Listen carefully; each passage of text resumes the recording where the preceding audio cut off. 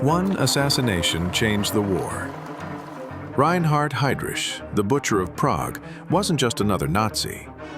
He was so feared that Hitler himself called him the man with an iron heart.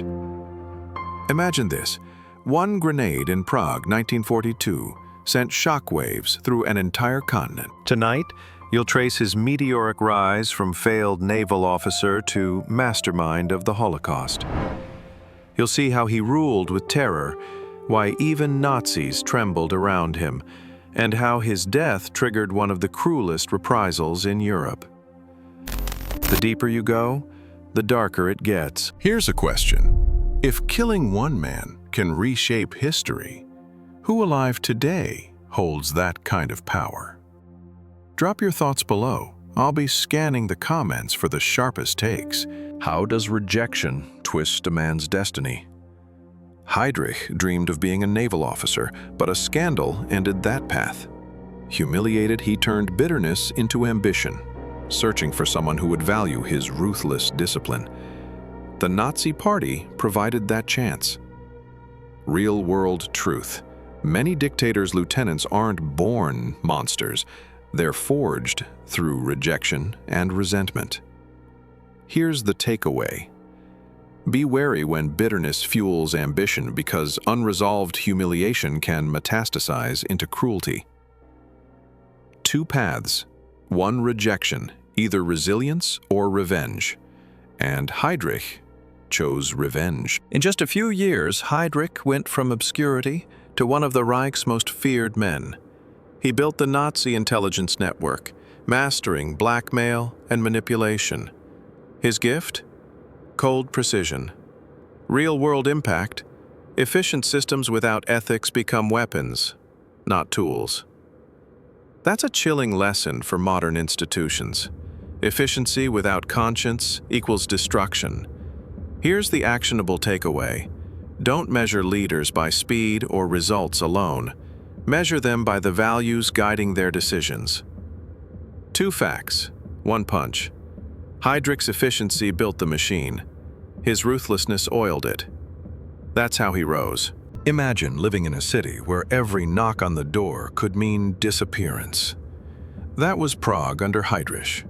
He orchestrated arrests, executions, and deportations with chilling precision. Fear wasn't an accident. It was his strategy. Real-world implication. Fear is the cheapest form of control, but also the most corrosive. It poisons trust, breaks communities, and silences dissent. Here's the takeaway. When leaders use fear as their main weapon, society begins to devour itself. Two facts, one punch. Heydrich didn't just occupy Prague. He suffocated it. In January 1942, Heydrich chaired the Wannsee Conference. Around a polished table, men in suits calmly planned industrial genocide. Bureaucracy became a weapon of mass murder. Real-world truth. Evil often hides behind paperwork and polite conversation. Efficiency plus apathy equals catastrophe. Here's your takeaway. Always question systems that value process over humanity. That's where danger breeds. Dual fact, one punch. At Wannsee, Heydrich turned hate into policy, and policy into machinery. The Holocaust wasn't improvised, it was engineered. Hitler rarely praised his subordinates, but Heydrich was different. He once called him the man with an iron heart. Even within the SS, fear of Heydrich ran deep. He wasn't just loyal, he was efficient, ruthless, and disturbingly calm. Real-world implication. When leaders reward cruelty, they breed monsters who outgrow control. Here's the actionable takeaway. Admire discipline, not coldness. Respect vision, not brutality. Two truths, one punch. Heydrich embodied efficiency. Hitler rewarded ruthlessness. And together, they escalated destruction. Picture this. Heydrich gliding through Prague in his gleaming open-top Mercedes, unescorted, radiating menace. To civilians, he appeared untouchable, a predator in daylight. His policies crushed resistance and drained hope, yet he believed fear guaranteed safety. Real-world insight?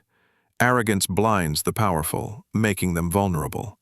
Fear builds walls, but confidence tears them down. Here's your takeaway. Unchecked pride is the crack in every tyrant's armor. Dual fact punch. Heydrich inspired terror, but his arrogance left him exposed. And that would cost him. May 27, 1942. A sharp turn on a Prague street. Heydrich's car slowed, and the assassins pounced. A submachine gun jammed. Disaster loomed, until a grenade was hurled into the car. The blast tore through the butcher of Prague. For days he lingered, then succumbed. Real-world insight.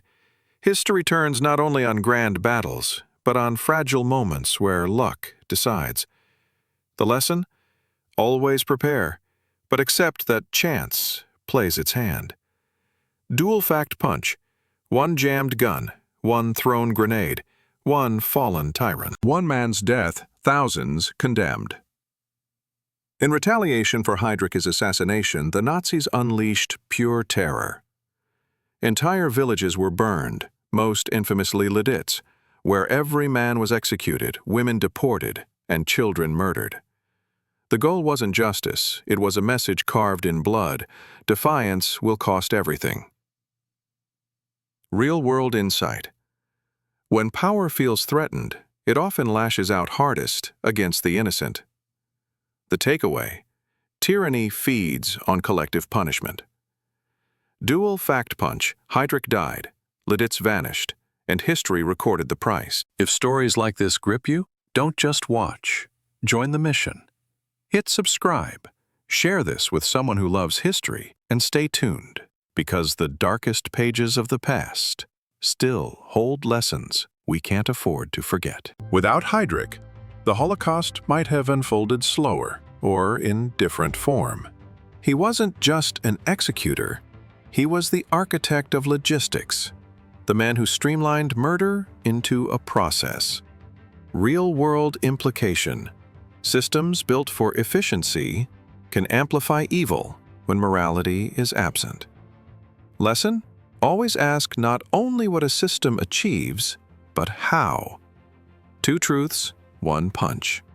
Heydrich turned hate into process, and process into mass death.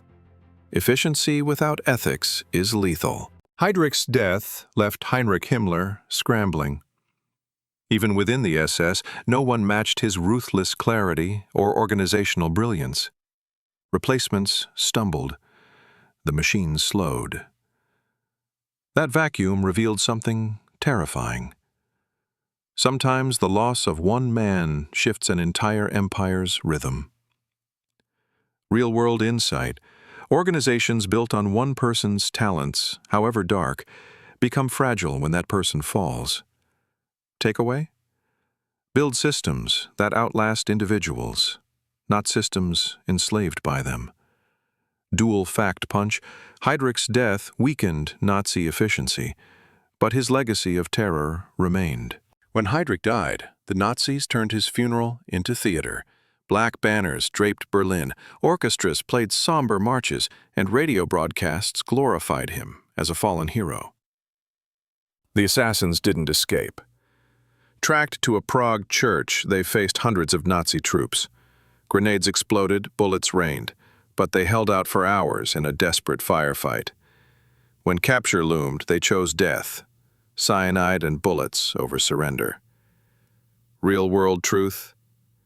Courage isn't measured by victory, but by resolve. Takeaway?